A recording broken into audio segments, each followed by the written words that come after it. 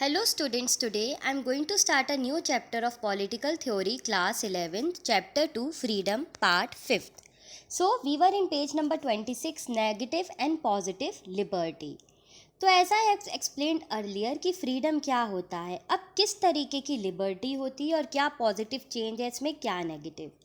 तो हम ये जानते हैं कि दैट कंपेन आगे the negative and positive liberty.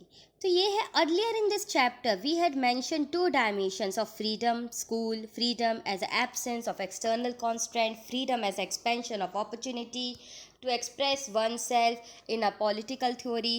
These have been called negative and positive liberty. तो अब हम इसको समझ सकते हैं कि एक सकारात्मक या नकारात्मक स्वतंत्रता क्या है। तो इसमें हम सबसे पहले जानेंगे स्वतंत्रता के दो अध्याय पर चर्चा की गई है। एक है बाहरी प्रतिबंध, फ्रीडम एज एन एब्सेंस के अभाव के रूप में, और दूसरा स्वयं को हम अपने अवसर को विस्तार के रूप में लेके आ रहे हैं, हम अपने आप को एक लिबर्टी दे रहे हैं। तो राजनीतिक सिद्धांतों में इन्हें पॉजिटिव या नेगेटिव लिबर्टी बोला जा सकता है। नेगेटिव लिबर्टी है कि आपको negative liberty seeks to defend an area which in individual will be invokable and if in which he or she can do or become whatever he or she wish to do or become. तो इसमें हम ये मान सकते हैं कि इस क्षेत्र में पहचानने या बचाने का प्रयास करते हैं जिसमें जो लोग होना या बनाना या करना चाहते हैं वह वो बन सकते हैं, वह वो कर सकते हैं। Anyone can do, anyone can wish, anyone can become what he want.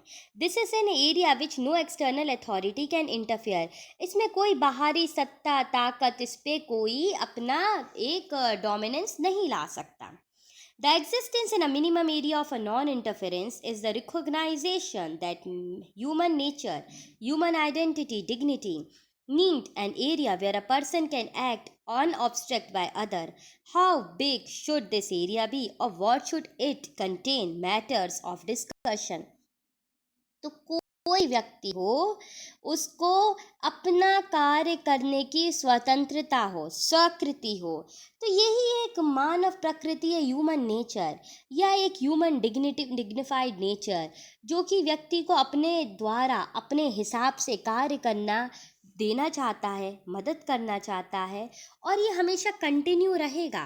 चाहे कुछ भी होता रहे, इसमें कुछ भी ब्लॉग होता रहे, डिबेट होता रहे, या एक तरीके से रिकॉग्नाइज करें हम इसको नेगेटिव लिबर्टी के तौर पे, पर ये ऐसा नहीं हो सकता। तो हमें ये बात माननी पड़ेगी कि हम मैच्योर हैं और हमें अपने डिसीजंस अपनी लाइफ में खुद लेने की स्वतंत्रता होनी चाहिए और हमें अपने हिसाब से कार्य करना चाहिए।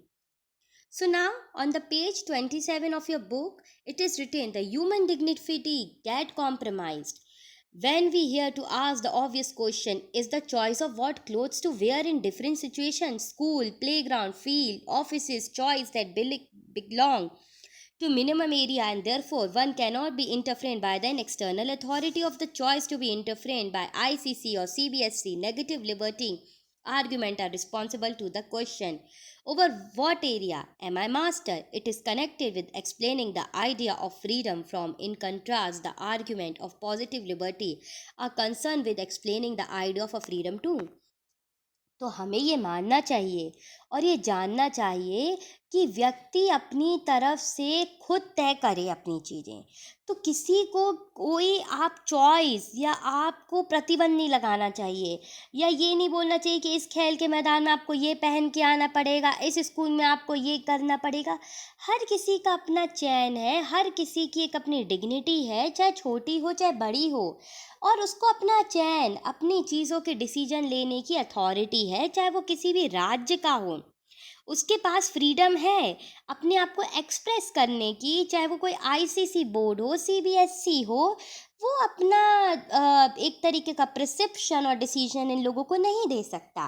नहीं तो ये एक नेगेटिव फ्रीडम बन जाएगा कि आप कह रहे हो कि फ्रीडम है, लेकिन आप फ्रीडम दे ही नहीं रहे हो, हर चीज़ में आप अपने डिसीजंस दे रहे हो, तो it is called a negative freedom constant, क्योंकि इसमें सामने वाले के पास तो कोई पावर रही नहीं अपने डिसीजन, अपना चुनाव करने के लिए।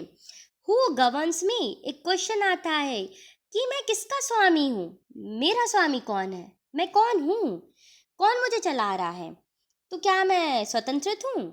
तो इसमें जैसे कि ट्रेडिशन ट्रेड हम जानते हैं, रोजिक्यू, हैक्सेल, मार्क्स, गांधी और विंडो, तो these also draw an inspiration of these thinker. It is concerned with looking at the condition and the nature of the relationship between an individual society is improving in the, तो हमें इन thinkers ये जो हैं गांधी जी, अरविंदो, इनके thinking से प्रेरणा लेनी चाहिए और हमें एक समाज में अपनी स्थायी संस्कृति लेनी चाहिए। तो ये एक परंपरा है और एक हमारा व्यक्तिगत काम है कि हमें अपने डिसीजंस, एक हमें अपना नेतृत्व करने के लिए ताकत होनी चाहिए। The individual is like a flower, व्यक्ति एक पुष्प के समान है। That blossoms when the soil is fertile, जब मिट्टी उपजाऊ हो, सूरज की रोशनी हो, पर्याप्त पानी हो और नियमित देखभाल हो, तो वह खिल उठता है। So it is written, the sun is gentle, the water is adequate, the care is regular, तो individual develop its capacity।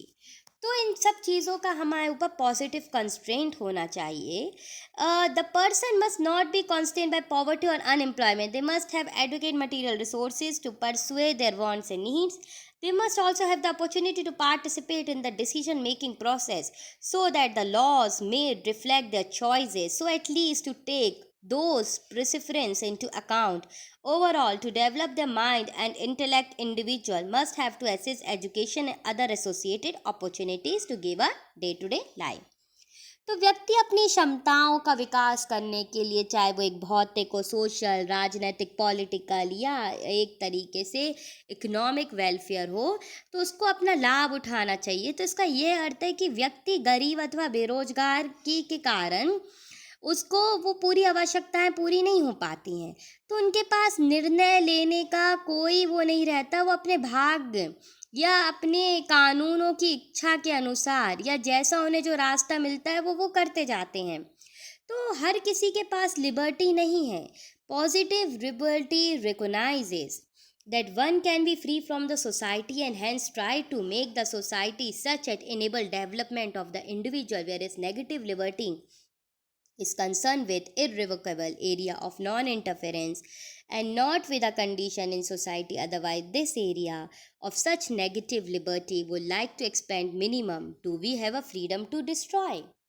तो एक तरीके से ये लास्ट में क्वेश्चन भी पूछ रहा है, तो इसको हम ये मान सकते हैं कि व्यक्ति के पास कोई बोध तो नहीं है, लेकिन एक पॉजिटिव सोच से व्यक्ति केवल समाज में एक स्वतंत्रता पा सकता है। समाज के बाहर ही नहीं बल्कि समाज के अंदर भी वो एक स्वतंत्रता पा सकता है। तो जो व्यक्ति के विकास का रास्ता साफ हो, और दूसरा एक नकारात्मक स्वतंत्रता होती है जो व्यक्ति को समाज के बाहरी हित के क्षेत्र पे करना पड़ता है और वो डिसीजंस लेने के लिए योग्य नहीं होता। तो आम तौर पे दोनों ही स्वतंत्रताएं साथ चलती हैं, whether it is a positive liberty और whether it is a negative liberty, both go side by side, but it depends कि हमें क्या लेना है साथ में। तो ये एक तरीके का हम कह सकते हैं पावर है जो कि हमें लेना बहुत ज़रूरी है। तो पेज नंबर 28 में ऊपर भी 4 लाइन लिखी हुई है, much of it possible keeping in mind the stability of society, generally they both to together and support each other, but it can happen that tantrums justify the rules by invoking argument of positive liberty। तो हमें ये देखना है कि positive negative liberty तो साथ साथ चलती ही है, एक दूसरे का समर्थन भी करती है, लेकिन ऐसा भी हो सकता है कि कभी कभार पॉजिटिव स्वतंत्रता ज़्यादा हो, नेगेटिव कम हो, या एक तरीके से बायलैटरल हो, या लिबर्टी ज़्यादा नहीं हो, आपको डिसीजंस फॉलो करना पड़े। तो it depends on the people and a particular situation.